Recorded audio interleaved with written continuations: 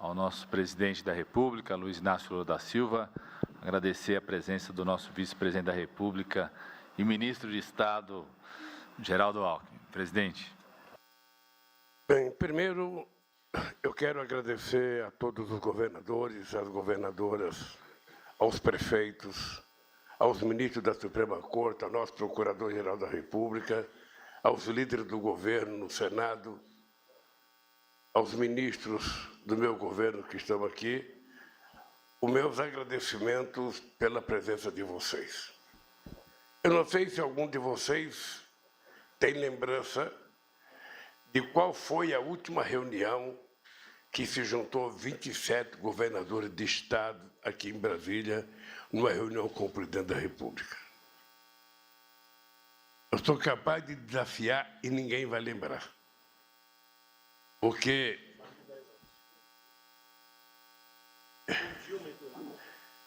já no auge da crise, em 2015, e em 2007, para aprovar uma proposta de política tributária que foi aprovada pelos 27 governadores, foi aprovado pelas 27 federações empresariais, foi aprovado pelas centrais sindicais, foi aprovado por todos os líderes e, quando chegou no Congresso Nacional, ela não andou até hoje. Ela ficou paralisada. Pois bem, e nós estamos reunidos agora por uma causa mais nobre. Normalmente, um presidente da República não gosta de receber governadores, porque normalmente ele pensa que os governadores vêm aqui para reivindicar recursos. Não gosta de receber prefeito, porque os prefeitos vêm aqui para reivindicar discurso. Não gosta sequer de receber reitor das universidades, porque ele vem aqui reivindicar mais dinheiro para a educação. E hoje nós estamos reunidos aqui, de vez em quando, presidenta, não se gosta de receber sequer a presidenta do Supremo Tribunal Federal, porque vem aqui pedir reajuste dos funcionários do Poder Judiciário. E hoje nós estamos aqui, diferentemente do que eu imaginava, porque eu tinha proposto durante o processo de campanha que uma das primeiras coisas que eu ia fazer era reunir os 27 governadores para que a gente pudesse discutir com os governadores os 3 mais importantes projetos de cada estado, para ver se a gente trabalhava juntos, para ver se a gente conseguia arrumar dinheiro ou financiamento para que a gente pudesse colocar o país para andar. E quis Deus que essa reunião não acontecesse antes dessa, que vocês não vieram reivindicar nada. Vocês vieram prestar solidariedade ao país e prestar solidariedade à democracia. O que nós vimos ontem foi uma coisa que já estava prevista. Isso tinha sido anunciado há algum tempo atrás, porque as pessoas que estavam nas ruas, na frente dos quartéis, não tinham pauta de reivindicação. Eu sou um presidente da República que já tive 10 ministros em mesa de negociação para negociar com todo e qualquer segmento da sociedade.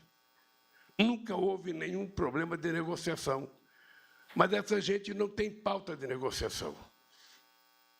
A única negociação que essa gente poderia ter é que se entrou com recurso tentando negar o resultado do processo eleitoral, tentando mostrar que tinha havido falha na urna, e o ministro Alexandre Machado negou o pedido, ainda multou o partido que fez o pedido numa quantia, importante de dinheiro, para que o presidente do partido parasse de ser, massa de manobra. E o resultado eleitoral aconteceu e foi respeitado por uma grande parte da sociedade brasileira, mas uma parte dos perdedores não aceitou. E estão na rua reivindicando o quê? Eles não estão na rua, estão na frente dos quartéis, em quase todo o território nacional. Parece o governador Tarcísio que lá em São Paulo hoje também se retiraram da frente do 2º Exército. Mas eles estiveram em todos os estados na frente do quartel, reivindicando o quê? Reivindicando melhoria da qualidade de vida das pessoas, reivindicando mais liberdade, reivindicando aumento de salário, reivindicando construção de habitação, reivindicando melhoria da produção agrícola desse país? Não. Eles estavam reivindicando golpe. Era a única coisa que se ouvia falar, é que eles estavam gritando golpe, chamando por golpe. E quando o presidente da República saiu antecipadamente, sem me dar posse, que o vice fez um pronunciamento na televisão, eles passaram a atacar generais e passaram a atacar o vice, chamando ele de covarde, que tinha traído todo o movimento. Então, o que nós estamos fazendo aqui é tentando reparar um defeito que foi criado lá atrás, quando se começou a negar tudo nesse país. Todo mundo aqui acompanhou quantas vezes a Suprema Corte foi ofendida. Quantas vezes a Justiça Eleitoral foi ofendida. Quantas vezes foi ameaçado se invadir a Suprema Corte. Quantas vezes as coisas foram negadas, inclusive na Justiça Eleitoral. Todos vocês sabem que eu sou o maior perdedor de eleição para presidente nesse país. Tem ninguém que perdeu mais do que eu, mas também não tem ninguém que ganhou mais do que eu. E todas as vezes que eu perdi, eu voltava para casa. Como diria o velho Brizola, governador, ia lamber minhas feridas e me preparava para fazer outra disputa eleitoral. Essa gente passou a reivindicar, sabe, o negacionismo do resultado eleitoral. Começou a reivindicar a negação da urna eletrônica, que está provado que é a coisa mais evoluída do ponto de vista eleitoral que a gente tem conhecimento. Não é como nos Estados Unidos, que tem uma cédula que parece mais um álbum de fotografia, sabe, que se tem que votar 500 vezes. Aqui não. Aqui se vota e com 2 horas depois a gente tem o resultado eleitoral. Todo mundo já sabe quem ganhou e quem perdeu. Nunca se colocou em dúvida. Nunca. Eu lembro que a primeira pessoa que colocou em dúvida isso foi o Brizola, logo que foi instituído o voto eletrônico. E depois disso, nem o Brizola, nem o PDT questionava mais a questão da urna eletrônica. E essa gente, depois de duvidar da urna eletrônica, depois de dizer que se perdesse tinha sido roubado, da mesma forma que dizia o Trump nos Estados Unidos, não quis acatar o resultado eleitoral. Porque muitas vezes, quando a gente mente, a gente continua mentindo para poder justificar a primeira mentira que a gente contou. Foi assim com Saddam Hussein, que não teve coragem de dizer para o povo que não tinha armas químicas e perdeu que se destruísse o país chamado Iraque. E a história da humanidade mostra quantas vezes as pessoas seguem mentindo porque não querem dizer que mentiram. E aqui se mentiu sobre a urna eletrônica. Nenhum de vocês nunca duvidou da urna eletrônica. E a maior obra que me faz acreditar na urna eletrônica é que, se pudesse roubar na urna eletrônica, um metalúrgico quase que analfabeto não seria presidente da República 3 vezes. É isso que me faz crer de que a urna eletrônica é uma coisa que é quase impossível de ter corrupção. Que pode ter erro, uma máquina pode falhar, mas daí tentar jogar a culpa de que não valeu o processo eleitoral. E na medida que as pessoas ficam sem líder, porque o líder antecipa a sua saída, as pessoas ficaram na rua sem ter o que fazer, então vamos para a porta do quartel e reivindicar um golpe. E pasmem, meu querido companheiro Helder, a quem eu agradeço ter tido a ideia de fazer essa reunião. Nós aqui todos, maiores de idade, sabemos que já teve gente nesse país que foi preso e que foi torturado, outros que morreram na cadeia, porque ousaram falar em derrubar o governo. Todo mundo aqui sabe quanta gente foi torturada por não concordar com o regime militar. E agora as pessoas estão livremente reivindicando o golpe na frente dos quartéis. E que não foi feito nada por nenhum quartel. Nenhum general se moveu para dizer não pode acontecer isso, é proibido pedir isso, nós não vamos fazer isso. Dava a impressão que tinha gente que gostava quando o povo estava clamando o golpe. A impressão que eu tenho é que, gente, o segundo exército em São Paulo ficou meses com as pessoas lá gritando. E lá tinha banheiro químico, lá tinha barraca, lá tinha almoço, lá tinha churrasco, como aqui em Brasília. E olha que nós não fizemos nada até que eles fizeram. Eles fizeram aquilo que a gente não esperava que eles fizessem. Depois do dia 1º de janeiro, o domingo mais democrático que essa capital, colheu, com mais de milhares e milhares de pessoas participando da festa da posse, em que o presidente não esperou para me passar a faixa. Depois da grande festa democrática, todos nós fomos pegos de surpresa. Eu estava em São Paulo, visitando a cidade de Araraquara, que tinha sido vítima de uma enchente.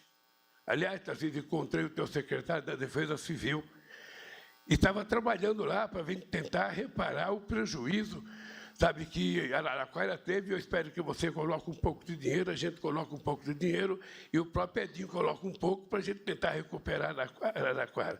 Eu estava lá quando eu vi a notícia de que estava sendo invadido a Suprema Corte, de que estava sendo invadido a Câmara dos Deputados e que estava sendo invadido o Palácio do Planalto. Eu não quis acreditar. E, por isso, fui obrigado a conversar com o meu ministro da Justiça e tomar uma atitude forte, porque a polícia de Brasília negligenciou, a inteligência de Brasília negligenciou. É fácil a gente ver nas invasões os policiais conversando com os agressores. Já no dia 30, quando eu fui diplomado, na minha diplomação na Suprema Corte, a quebra-quebra que teve em Brasília, a Polícia Militar de Brasília acompanhava as pessoas tocando forro em ônibus e nada foi feito. Havia uma conivência explícita da polícia, apoiando os manifestantes, mesmo aqui dentro do Palácio. Soldados do Exército Brasileiro conversando com as pessoas como se fossem aliados. Até que nós resolvemos tomar a atitude de fazer uma intervenção na Polícia de Brasília, porque o responsável pela segurança estava muito sob suspeita há muito tempo. Foi feita a intervenção, o nosso vice-ministro da Justiça, o secretário executivo, assumiu a intervenção, fomos na secretaria e começamos a colocar ordem na casa. E, graças a Deus, nós conseguimos, hoje de manhã, da forma mais tranquila, saber que as pessoas foram retiradas e cada um que entrava no ônibus, o ônibus era dirigido para a Polícia Federal e tem quase 1.500 pessoas presas. E vão ficar presas até que a gente termine o inquérito. E é importante que as pessoas saberem que nós não vamos parar em investigar esses que possivelmente são vítimas, esses que possivelmente são massa de manobra, esses que possivelmente receberam ajuda, lanche, comida para vir aqui protestar, porque os mandantes certamente não vieram aqui. E nós queremos saber quem financiou, nós queremos saber quem custeou, nós queremos saber quem pagou para as pessoas ficarem tanto tempo. E vocês sabem que eu sou especialista em acampamento, sou especialista em greve, sou especialista num monte de coisa. Não é possível um movimento durar o tempo que eles duraram na porta dos quartéis se não tiver financiamento, se não tiver gente garantindo o pão de cada dia, o café, o almoço e a janta. Então, em nome de defender a democracia, nós não vamos ser autoritários com ninguém, mas nós não seremos, como eu diria, morno com ninguém. Nós vamos investigar e vamos chegar a quem financiou. E eu tenho certeza que nós vamos descobrir. Porque aqueles caminhões que vinham para Brasília, às vezes chegavam 80 caminhões desses novos e não era motorista autônomo. Certamente era dono de empresa de caminhão. Essa quantidade de ônibus que estava aqui, certamente não veio de graça. Alguém pagou. E nós vamos descobrir. Porque foi muito difícil para vocês e para mim conquistar a democracia nesse país. Foi muito difícil a gente fazer com que a gente tivesse uma Constituição que fosse uma carta cidadã respeitada por todos nós. Foi muito difícil a gente conquistar o direito de manifestação nesse país. E a gente quer continuar tendo direito de manifestação. A gente não precisa gostar um do outro. A gente precisa apenas se respeitar. A gente precisa apenas aprender a conviver democraticamente na diversidade. Jamais eu me importaria com alguém fazendo uma passeata contra o governo. Quantas vezes eu tive aqui, Eduardo Leite, os arrozeiros do Rio Grande do Sul, fazendo passeata e ocupando a esplanada do Ministério com caminhões? Quantas vezes nós tivemos passeata de caminhões aqui? Quantas vezes nós tivemos passeata de médicos queimando velas aqui na esplanada do Ministério? Quantas vezes nós tivemos aqui passeatas e mais passeatas contra o governo e nunca aconteceu nada? Mas, desta vez, as pessoas não tinham pauta de reivindicação. Eles não tinham que reivindicar o governo. O que eles querem é golpe. E golpe não vai ter. O que eles têm que aprender é que a democracia é a coisa mais complicada para a gente fazer, porque existe a gente suportar os outros, obriga a gente a conviver com quem a gente não gosta, com quem a gente não se dá bem, mas é o único regime que permite que todos tenham chance de disputar e quem ganhar tem o direito de governar. Por isso eu quero agradecer a vocês, do fundo do coração, porque esse gesto de vocês aqui é uma demonstração de que aqui, nesse país, é possível tudo. É possível discordar, é possível fazer passeata, é possível fazer greve. A única coisa que não é possível é alguém querer acabar com a nossa incipiente democracia que tanto sofreu já com o golpe da presidenta Dilma. Nós não vamos permitir que a democracia escape das nossas mãos, porque ela é a única chance da gente garantir esse povo humilde que vive na periferia, dormindo na rua, consiga o direito de comer 3 vezes ao dia ou consiga o direito de trabalhar. É a única razão pela qual eu votei a ser candidato a presidente da República. É a única razão. E não vou deixar isso escapar, porque quando eu terminar o meu mandato, eu quero entregar esse país para vocês um pouco melhor, ou muito melhor, do que o país que eu recebi, e com a democracia muito mais consolidada. Por isso essa reunião tem um sentido muito grande para mim. Por isso essa reunião é muito importante, porque não é fácil reunir os governadores, não é fácil reunir os prefeitos.